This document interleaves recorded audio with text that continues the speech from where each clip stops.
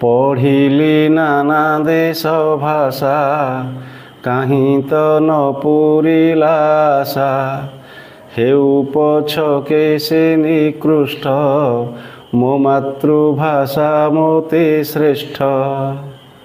प्रख्यात जातीयवादी कवितार यही भाव देश वंदना माटी वंदना एवं भाषा वंदनार उच्चांग स्वर शुणा मिलता है। सेनापति फकीर मोहन जो कह जाए तांकर प्रसिद्ध कविता अवसर बासरे यही कवितार किभଳି भाव निज भाषा को भल पाउथिबा मनीषटीए निज गाँव को भी भल पाइछि एवं निज गाँ संपर्क में दुई पद लिखिछि अवसर बासरे यही कवितार जार शीर्षक अछि मो ग्राम मल्लिकासपुर।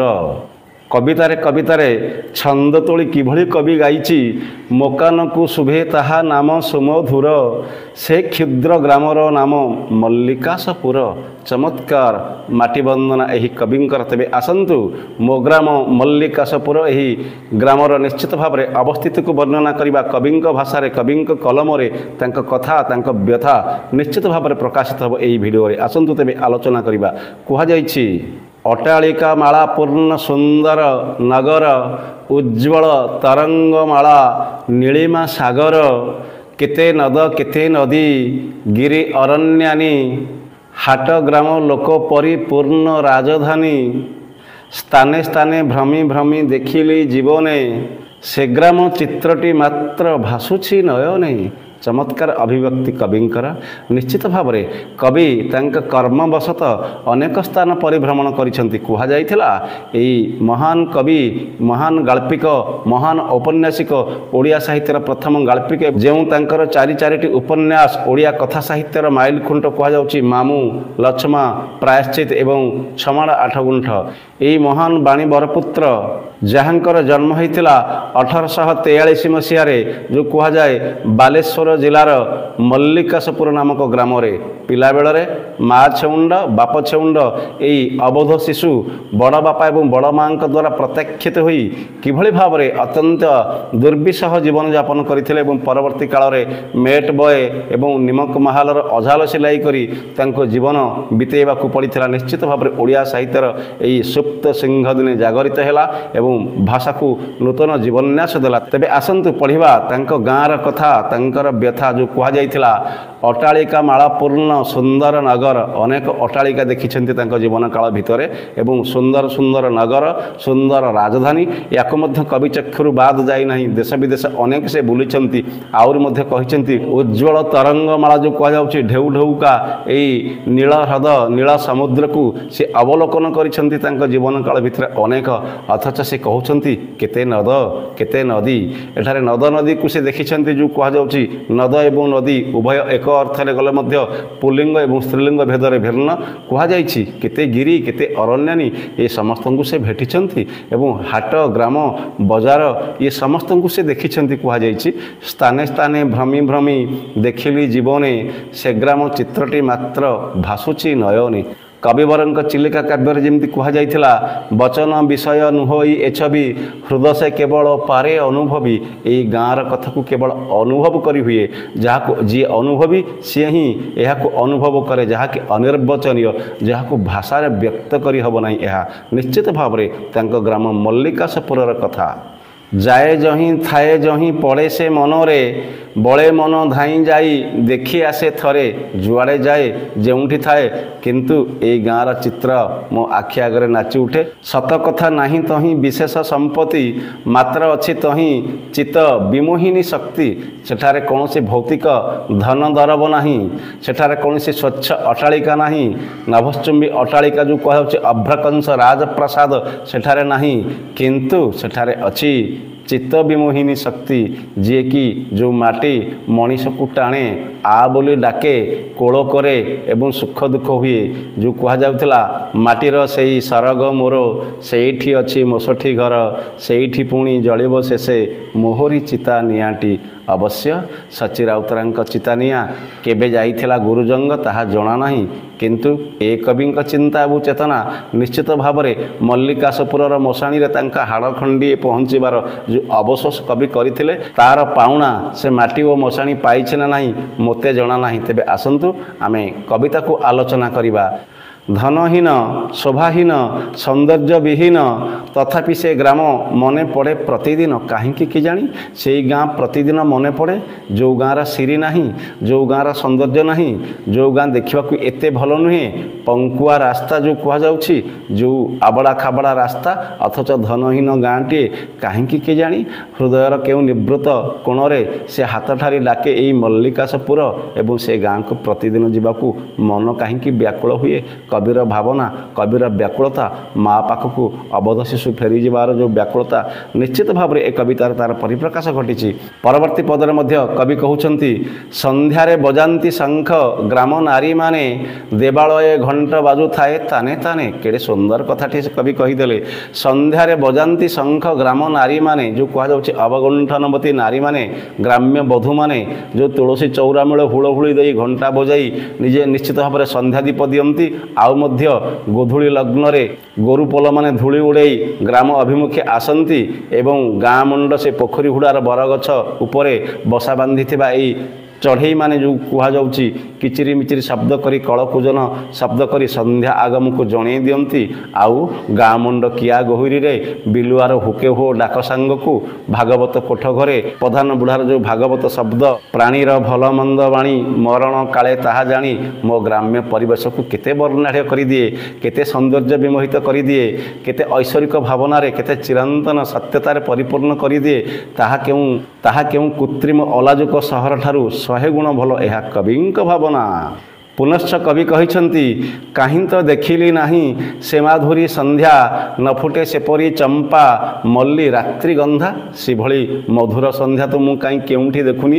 ମୋ ଗାଁରେ ମଧୁର ସନ୍ଧ୍ୟା ଯେଉଁ ନାରଙ୍ଗୀ ରଙ୍ଗର ମାଇ ସଞ୍ଜ ଆଉ ଦେବାଳୟରେ ଘଣ୍ଟ ଘଣ୍ଟା ଧ୍ୱନି ସାଙ୍ଗକୁ ଯେଉଁ କୁହାଯାଉଛି ଅତ୍ୟନ୍ତ ଦ୍ୱିତୀୟା ଜହ୍ନର ଶୀତଳ କିରଣ ମୋ ଗ୍ରାମ ଦାଣ୍ଡକୁ କିଭଳି ଭାବରେ ରଜତ ଜ୍ୟୋତ୍ସ୍ନାରେ ପରିପୂର୍ଣ୍ଣ କରିଦିଏ ଏବଂ ଚମ୍ପା ଫୁଟେ, ବଣମଲ୍ଲି ଫୁଟେ ଏବଂ ରାତ୍ରିଗନ୍ଧା ମଧ୍ୟ ଫୁଟିକି ବାସ ତା'ର ଚହଟୁଥାଏ ଗ୍ରାମ ସାରା। ସେଭଳି ଯେଉଁ ପ୍ରାକୃତିକ ସମ୍ପଦରେ ଭରପୁର ମୋ ଗାଁ, ସେ ସୁଖ କେଉଁଠୁ ମିଳିବ?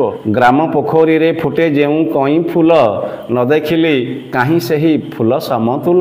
ବାସ୍ତବିକ ତାଙ୍କ ଗାଁ ପୋଖରୀରେ, ତାଙ୍କ ଗାଁ ଗଡ଼ିଆରେ ଛୋଟ କଇଁ ଫୁଲ ଫୁଟି କିଭଳି ଭାବରେ ଶୋଭାରେ ଏବଂ ସମ୍ପଦରେ ତା'ର ସୌନ୍ଦର୍ଯ୍ୟରେ ସମସ୍ତ ଦିଗକୁ ଚମକାଇ ଦେଉଛି, ସେଭଳି ଭାବରେ ସୁନ୍ଦରତା ଆଉ ସୌନ୍ଦର୍ଯ୍ୟବୋଧ ଏବଂ ତାଙ୍କ ଗ୍ରାମ ପୁଷ୍କରିଣୀର ଯେଉଁ କମନୀୟ ଦୃଶ୍ୟ ସେ କେଉଁଠି ଅବଲୋକନ କରିନାହାନ୍ତି। ତାଙ୍କ ଗାଁକୁ ନିଶ୍ଚିତ ଅତି ଭଲ ପାଇବାର ଏ ମଧୁର ଚିତ୍ରଟିଏ କବି ଏଠି ଆଙ୍କି ଦେଇଛନ୍ତି। ଏହା କହିବାକୁ ହେବ, ନିଶିମୁଖେ ପଲ ପଲ ଉଡ଼ନ୍ତି ବାଦୁଡ଼ି, ମାଳ ମାଳ ଗେଣ୍ଡାଳିଆ ଯାଉଥାନ୍ତି ଉଡ଼ି। ସୁନ୍ଦର କଥନ ତାଙ୍କ ଗାଁର ଚିତ୍ର। ଯେଉଁ ଗାଁ ମୁଣ୍ଡ ଗଛରେ ମାଳ ମାଳ ବାଦୁଡ଼ି ପଲ ଏ ମୁଣ୍ଡରୁ ସେ ମୁଣ୍ଡକୁ ଧାଉଡ଼ ବାନ୍ଧୁଥାନ୍ତି ଆଉ ମଧ୍ୟ ଗେଣ୍ଡାଳିଆ ଖୁବ୍ ଜୋରେ ଉଡ଼ିଯାଆନ୍ତି। କବିଙ୍କ ଭାଷାରେ ଏଇ ଗେଣ୍ଡାଳିଆ ନିଜର ନୀଡ଼ ସନ୍ଧାନରେ ଯାଉଛନ୍ତି। ଦିନସାରା ସେମାନେ ନିଶ୍ଚିତ ଭାବରେ କର୍ମକ୍ଳାନ୍ତ ଜୀବନରେ ଖାଦ୍ୟ ସନ୍ଧାନ କରି ନୀଡ଼ ଅଭିମୁଖେ ଫେରୁଛି ଏଇ ଗେଣ୍ଡାଳିଆ ଚଢ଼େଇ। ଆହୁରି ମଧ୍ୟ କୁହାଯାଇଛି, ଧୀରେ ଧୀରେ ବହୁଥାଏ ଶୀତଳ ପବନ, ବାହାର ମେଲାରେ କରିଥାଏ ମୁଁ ଶୟନ। ଶାନ୍ତ କାନ୍ତ କମନୀୟ ଏବଂ ଅତ୍ୟନ୍ତ ସରଳ ସାବলীଳ ଭାଷାରେ ତାଙ୍କ କବିତା କୁହାଯାଇଛି। ଧୀରେ ଧୀରେ ବହୁଛି ଯେଉଁ କୁହାଯାଉଛି ଶୀତଳ ପବନ ବହୁଛି ଏବଂ ଦାଣ୍ଡ ମେଲା ଯେଉଁ କୁହାଯାଉଛି ବାହାର ମେଲାରେ କବି ଶୋଇଥାନ୍ତି। ଅନୁପମ ସିଏ ଅନୁଭବ, ଯେଉଁ ଅନୁଭବ କେବଳ ଯିଏ ଅନୁଭବୀ ସିଏ ହିଁ ଜାଣିଛି। ତାଙ୍କର ବାହାର ମେଲାରେ ଶୋଇବା ଏବଂ ଧୀରେ ଧୀରେ ଶୀତଳ ପବନର ସ୍ପର୍ଶରେ ତାଙ୍କୁ ଛାଇ ନିଦ ଲାଗିଯିବା, ଏହି ତନ୍ଦ୍ରା ପରଶରେ କବି ନିଜ ଗାଁକୁ କେତେଥର ସ୍ୱପ୍ନରେ ଦେଖିଛନ୍ତି, କେତେ ଭାବନାରେ ଭାବିଛନ୍ତି। ସୁନ୍ଦର ସେ ଗାଁ, ଐତିହାସିକ ଗାଁ ମଲ୍ଲିକାଶପୁର ଯେଉଁ କୁହାଯାଉଛି। ସେ ଚାନ୍ଦିନୀ ନିଶି ପୁଣି ସେ ଶୀତଳ ବାୟୁ, ଦେଶେ ଦେଶେ ବୁଲି କାହିଁ ନ ଦେଖିଲି ଆଉ। ଅନେକ ଦେଶ ବୁଲିଛି, ସେଇ ଚାନ୍ଦିନୀ ରାତି, ମୋ ଗାଁ ନାରଙ୍ଗୀ ରଙ୍ଗର ମାଇ ସଞ୍ଜ ଆଉ ଦ୍ୱିତୀୟା ଜହ୍ନର ଯେଉଁ କୁହାଯାଉଛି ସୁଶୀତଳ କିରଣ ରଜତ ଜ୍ୟୋତ୍ସ୍ନା ମୋ ଗାଁକୁ ଏଭଳି ଭାବରେ ରୂପାର ଚାଦର ଘୋଡ଼େଇ ଦେଇଥାଏ। ଆଉ କେଉଁଠି ସେ କମନୀୟ ଦୃଶ୍ୟ ମୁଁ ଦେଖିବାକୁ ପାଇନାହିଁ, କବି କହୁଛନ୍ତି। ଆହୁରି ମଧ୍ୟ କୁହାଯାଇଛି, ସେ ଗ୍ରାମର ଦାଣ୍ଡେ ଅଛି ଯେଉଁ ବାଲି ଧୂଳି, ପିଲା ଖେଳ ବେଳେ ହେଉଥିଲି ଦେହେ ବୋଳି, ସେହି ଧୂଳି ସେହି ବାଲି ପଡ଼ୁ ମୋ ଦେହରେ, ଏହିପରି କେତେଥର ଭାଳେ ମୋ ମନରେ। କବି ଅବଶୋଷ କବିଙ୍କର। କବି ମାଗିଛନ୍ତି ସେ ଗାଁକୁ ହାତ ଯୋଡ଼ି। ସେ ଗ୍ରାମର ପିଲାବେଳେ ସେ ଗାଁ ଦାଣ୍ଡ ଧୂଳିରେ କେତେଥର ଗଡ଼ିଛି, ଦେହରେ ବୋଳି ହେଇଛି ଏବଂ ମାଡ଼ ମଧ୍ୟ ଖାଇଛି। ସେ ଗାଁ ଦାଣ୍ଡର ଧୂଳି ଆଜି ତ ମୋ ପାଇଁ ଚନ୍ଦନ। ନିଶ୍ଚିତ ଭାବରେ ପରିଣତ ବୟସରେ ଶେଷ ଜୀବନରେ କବି ମଧ୍ୟ ଆଶାବାଦୀ ଅଛନ୍ତି। ସତରେ ସେଇ ଧୂଳିକଣା, ସେଇ ଗାଁର ଧୂଳି ମୋ ପାଇଁ ଚନ୍ଦନ ଆଉ ପବିତ୍ର, ତାକୁ ଦେହରେ ବୋଳି ହୋଇ ମୋ ଜୀବନର ଅବଶିଷ୍ଟ ସମୟ ମୁଁ ବିତେଇ ଦିଅନ୍ତି କି, ଏହି କଥା ଭାବୁଛନ୍ତି କବି ନିଶ୍ଚିତ ଭାବରେ ନିଜ ମନରେ। ସେହି ଯେ ବାସଙ୍ଗ ଗେଣ୍ଡୁ ଫୁଟେ ଶୀତ କାଳେ, ପେନ୍ଥା ପେନ୍ଥା କଷି ଆମ୍ବ ଝୁଲୁଥାଏ ଡାଳେ। ବାସ୍ତବିକ ଅତ୍ୟନ୍ତ ଚମତ୍କାର। ଏଠି ଫୁଲର ବର୍ଣ୍ଣନା କରାଯାଇଛି, ଏଠି ଫୁଲର ତଉଲ କରାଯାଇଛି ନିଜ ଗାଁ ସହିତ। ସେହି ଯେ ବାସଙ୍ଗ ଗେଣ୍ଡୁ ଫୁଟେ ଶୀତ କାଳେ, ଶୀତଦିନେ କିଭଳି ଭାବରେ ବାସଙ୍ଗ ଫୁଲର ତୋରା ଆଉ ଗେଣ୍ଡୁ ଫୁଲର ଯେଉଁ କୁହାଯାଉଛି ସୌନ୍ଦର୍ଯ୍ୟ ମୋ ଗାଁକୁ ଅଶେଷ ସୁଖର ସନ୍ଧାନ ଦେଇଥାଏ। ଏବଂ ପ୍ରତ୍ୟେକ ମୁହୂର୍ତ୍ତରେ ଦେବତାମାନଙ୍କର ଚିରଭୋଗ୍ୟା ଏହି ପୁଷ୍ପରାଜି ମୋ ଗାଁ ଚାରିକଡ଼ରେ ଫୁଟି ମୋ ଗାଁକୁ ନିଶ୍ଚିତ ଭାବରେ ଧନ୍ୟ କରିଦେଇଛନ୍ତି। ଏହା କୁହାଯାଇଛି ପେନ୍ଥା ପେନ୍ଥା କଷି ଆମ୍ବ ଝୁଲୁଥାଏ ଡାଳେ। ଆହୁରି ମଧ୍ୟ ଆମ୍ବ ଗଛ, ଆମ୍ବ ବଉଳର ବାସ୍ନା, ଆମ୍ବ ଗଛର ମହକରେ ଚତୁର୍ଦିଗ ନିଶ୍ଚିତ ଭାବରେ ମହକି ଯାଉଥାଏ ଏବଂ ଏହି ସହକାର ଡାଳରେ କୋଇଲି ମଧ୍ୟ କୁହୁ କୁହୁ ରାବ ଛାଡ଼େ। ଏହା ମୋ ଗାଁର ଚିତ୍ର ଆଉ ଚରିତ୍ର, ଏହା କବିଙ୍କ ଭାବନା। ପୁନଶ୍ଚ କବି କହୁଛନ୍ତି ସେ ଫୁଲ ସୌରଭ କଷି ଆମ୍ବର ମାଧୁରୀ, ନ ପାଇଲି କାହିଁ ସାରା ଭାରତଟା ବୁଲି। ସମଗ୍ର ଭାରତବର୍ଷକୁ ପ୍ରଦକ୍ଷିଣ କରିଛି, ବୁଲିଛି, ଅନେକ ରାଜ୍ୟ ବୁଲିଛି, ସମଗ୍ର ଭାରତବର୍ଷକୁ ବୁଲିଛି, କିନ୍ତୁ କେଉଁଠି ସେ କଷି ଆମ୍ବର ବାସ୍ନା ଆଉ ସେ ଫୁଲର ସୌରଭ, ସେ ଫୁଲର ଯେଉଁ କୁହାଯାଉଛି ସୁଗନ୍ଧ କେଉଁଠି ପାଇନାହିଁ। କବି ଜୀବନର ଅବଶେଷ ଏଇ ନିଜ ଗାଁ ମଲ୍ଲିକାଶପୁରକୁ ନେଇ। ମୋ ଗାଁର ଧୂଳି ମୋ ପାଇଁ ଚନ୍ଦନ, ମୋ ଗାଁର ପୋଖରୀ ହୁଡ଼ା, ମୋ ଗାଁର ବରଗଛ, ମୋ ଗାଁ ପୋଖରୀ ହୁଡ଼ା ବରଗଛ ଉପରେ ଥିବା ଚଢ଼େଇର କିଚିରି ମିଚିରି ସବୁ କେଉଁଠି ନାହିଁ। ଏଭଳି ଚିତ୍ତବିମୋହିନୀ ଶକ୍ତି କେବଳ ମୋ ଗାଁ ମଲ୍ଲିକାଶପୁରରେ ସେ ଶକ୍ତି ଉପସ୍ଥିତ। ସେ ଗ୍ରାମରେ ପଶୁପକ୍ଷୀ ଅଛନ୍ତି ସମସ୍ତେ, ବିଚାରେ ମନରେ ଅବା ଖୋଜୁଛନ୍ତି ମୋତେ। ପିଲାବେଳେ ଯେଉଁମାନଙ୍କ ସହ ଜୀବନ ବିତେଇଥିଲି, ଯେଉଁମାନଙ୍କ ସହ ଜୀବନର ସ୍ମୃତି ଥିଲା, ଯେଉଁମାନଙ୍କ ସହ ହସିଥିଲି, କାନ୍ଦିଥିଲି, ଅନେକ ବଣ ଜଙ୍ଗଲ ବୁଲିଥିଲି, ସେଇ ପଶୁ ସେଇ ପକ୍ଷୀ ଆଜି ମୁଁ ଭାବୁଛି ସେମାନେ ସତେ ମୋତେ ଖୋଜୁଛନ୍ତି କି। ଏହା ନିଶ୍ଚିତ ଭାବରେ କବି ଚିନ୍ତା ଏବଂ ଚେତନାରେ ନିଜ ଗ୍ରାମ ପ୍ରତି କବିର ଯେଉଁ ମନୋଭାବ, ଗାଁ ପ୍ରତି ଏହି ଦରଦୀ କବିଙ୍କର କେତେ ଭାବନା। ଆହୁରି ମଧ୍ୟ କୁହାଯାଇଛି ସେ ଗ୍ରାମେ ବରଷା ଗ୍ରୀଷ୍ମ, ସେ ଗ୍ରାମର ଶୀତ, ନ ପାଇଲି କାହିଁ ତାହା ମାଧୁରୀ କିଞ୍ଚିତ ତାର ସୁଷମା। ସେଇ ଗାଁର ଗ୍ରୀଷ୍ମ, ସେଇ ଗାଁର ଶୀତ, ସେଇ ଗାଁର ହେମନ୍ତ ଋତୁ, ଏହାର ଯେଉଁ ମାଧୁର୍ଯ୍ୟ, ଋତୁରେ ଋତୁରେ ମୋ ଗାଁ କିଭଳି ଭାବରେ ତା'ର ବେଶ ପରିପାଟିକୁ ବଦଳେଇଥାଏ। ମୋ ଗାଁର ବରଷା, ମୋ ଗାଁର ଗ୍ରୀଷ୍ମ, ମୋ ଗାଁର ଶୀତ, ମୋ ଗାଁର ହେମନ୍ତ ଏବଂ ମୋ ଗାଁର ଶରତ, ଋତୁରେ ଋତୁରେ ମୋ ଗାଁ ନିଶ୍ଚିତ ଭାବରେ ଅନନ୍ୟ ରୂପ ଧାରଣ କରିଥାଏ। କିନ୍ତୁ ଏହାର ମାଧୁରୀ ଯେଉଁ କୁହାଯାଉଛି, ଏଇଭଳି ସୌନ୍ଦର୍ଯ୍ୟ ବିମଣ୍ଡିତ ଗାଁଟିଏ ମୁଁ ସମଗ୍ର ଭାରତବର୍ଷରେ ଖୋଜିଲି ପାଇଲି ନାହିଁ। ଏହା ଅତି ଉଚ୍ଚାଙ୍ଗ ଭାବରେ ନିଜ ଗାଁକୁ ଭଲ ପାଇବାର ଏକ ସ୍ୱତନ୍ତ୍ର ନିଦର୍ଶନ ଏଠି କୁହାଯାଇଛି ବ୍ୟାସକବି ଫକୀରମୋହନ ସେନାପତିଙ୍କର। ପୁନଶ୍ଚ କବିକଣ୍ଠରେ ଉତୁରି ଆସିଛି କରନ୍ତୁ ପଛକେ ସେହି ଗ୍ରାମ ଲୋକ କଳି, ନ ପାଇଲି ସଙ୍ଗ ସୁଖ ତାହାଠାରୁ ବଳି। ଚମତ୍କାର ଗ୍ରାମ ବନ୍ଦନା କୁହାଯାଇଛି। କରନ୍ତୁ ପଛକେ ସେହି ଗ୍ରାମ ଲୋକ କଳି, ସେ ଗ୍ରାମ ଲୋକମାନଙ୍କ ମଧ୍ୟରେ କଳି ଅଛି, କଜିଆ ଅଛି, ମନମାଳିନ୍ୟ ଅଛି। ଆମେ ପିଲାଦିନେ ପଢ଼ିନଥିଲେ ସେହି ଗାଁର ପଲ୍ଲୀପୁରେ ଆପଣା ପର ବିଚାର ନାହିଁ, ସବୁରି ସାଥେ ଖେଳେ ମୁଁ ହସି ସଭିଏ ମୋର ଭଉଣୀ ଭାଇ। ବାସ୍ତବିକ ଯେତେ ମତ ପାର୍ଥକ୍ୟ ଥିଲେ ମଧ୍ୟ ସେମାନଙ୍କ ସଙ୍ଗ ସୁଖ ପୃଥିବୀର ସମସ୍ତ ସଙ୍ଗ ସୁଖଠାରୁ ନିଶ୍ଚିତ ଭାବରେ ଭିନ୍ନ, ଏହା କବିଙ୍କ ଭାବନା। କୁହାଯାଇଛି ଯାଇଛି ସେ ଗ୍ରାମେ ଭାସି ମୋ ହୃଦୟ ଧନ, ତଥାପି ସେ ସ୍ଥାନେ ଯିବା ପାଇଁ ଧାଏଁ ମନ। ସେଇ ଗାଁରେ ମୋ ହୃଦୟର ଧନ ଯେଉଁ କୁହାଯାଉଛି ଭାସି ଯାଇଛି, ମୋ ହୃଦୟ, ମୋ ଚିତ୍ତ ସମସ୍ତ ଭାବରେ, କେବଳ ଦେହଟା ମୋର ବିଦେଶରେ ବା ଦେଶ ବିଦେଶରେ ଘୁରୁଛି, କିନ୍ତୁ ନିଶ୍ଚିତ ଭାବରେ ମୋ ହୃଦୟ ଏବଂ ମନ ସେଇ ଗାଁ ଅଭିମୁଖେ ବାର ବାର ଧାଇଁଛି। ମୋ ମନ ଏବଂ ହୃଦୟ ସେଇ ଗାଁକୁ ଭାସି ଯାଇଛି। ଗତ୍ୟାନ୍ତରେ ଅନ୍ୟ ଅର୍ଥରେ ମଧ୍ୟ ଏହାକୁ କୁହାଯାଇପାରିବ ସେଇ ଗାଁର ମଶାଣିରେ ଯଦି ଜୁଇ ଜଳିଥିବ, ତାଙ୍କର ଶ୍ରେଷ୍ଠ ସମ୍ପଦ ଯେଉଁ କୁହାଯାଉଛି, ତାଙ୍କର ପ୍ରିୟ ଏବଂ ଅତ୍ୟନ୍ତ ପ୍ରିୟ ତାଙ୍କ ପ୍ରିୟା ହୁଏତ ଦ୍ୱିତୀୟା ପତ୍ନୀ ହେଇଥିବେ କିମ୍ବା ପ୍ରଥମ ପତ୍ନୀ ହେଇଥିବେ ଯେଉଁ କୁହାଯାଉଛି। ତାଙ୍କ ଦ୍ୱିତୀୟା ପତ୍ନୀ କୃଷ୍ଣ କୁମାରୀ ତାଙ୍କ ଜୀବନରେ ଆସିଥିଲେ, ଯିଏକି ଅମୃତ ଯେଉଁ କୁହାଯାଉଛି ତାଙ୍କୁ ସନ୍ଧାନ ଦେଇଥିଲେ ଏବଂ ତାଙ୍କ ସାହିତ୍ୟ ଜୀବନର ଅଭ୍ୟୁଦୟ ଘଟିଥିଲା। ଅନ୍ତତଃ ତା ବି ହେଇପାରେ, ସେଇଥିପାଇଁ କବି ଝୁରୁଛନ୍ତି ସେ ଗାଁକୁ। ତାଙ୍କର ହୃଦୟର ସମସ୍ତ ଯେଉଁ ସାରବସ୍ତୁ ଭାସି ଯାଇଛି, ଅଥଚ ସେ ଗାଁକୁ ଯିବା ପାଇଁ ସେଥିପାଇଁ ବହୁତ ବ୍ୟଗ୍ର ଆଉ ବ୍ୟସ୍ତ ଏଇ କବି ବ୍ୟାସକବି ଫକୀରମୋହନ। ମୋ କାନକୁ ଶୁଭେ ତାହା ନାମ ସୁମଧୁର, ସେ କ୍ଷୁଦ୍ର ଗ୍ରାମର ନାମ ମଲ୍ଲିକାଶପୁର।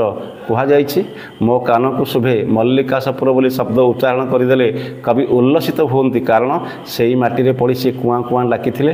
विधि बसे विदेश मु करुछि भ्रमण निभिब कि से ग्रामरे अंतिम जीवन कविंकर अंतिम आशा प्रत्येक बरपुत्रंकर अंतिम आशा तांक गाँ मशाणी रे तांक चिता निया जो भली भाव जलिबो एवं तांक जीवन सार्थक होइजिबो तांक आत्मा शांति पाइबो सेइति पई त पल्लीश्री रे सेदिन कवि शची राउतराय कहिथिले जलिब पुणी सेठी शेषे मोहरी चिता नियाटी छोट मोर गाँटी सतरे धन्य मल्लिकाशपुर जो गाँ मशाणी को चिरवांछित शेष शଯ୍ୟା भाव ग्रहण करने जो कहुआ भाषार सेनापति फकीर मोहन आशावादी और शेष कहुई अभिलाष जही तही जाए नित्य धामे शेष अस्थिखंड हेब समाधि से ग्रामे तांकर शेष कामना तांकर शेष इच्छा तांकर शेष अभिलाष से गाँर समाधि हम मोर खंडीय अस्थि मो हाड़ खंडीय जदि से गाँव समाधि लाभ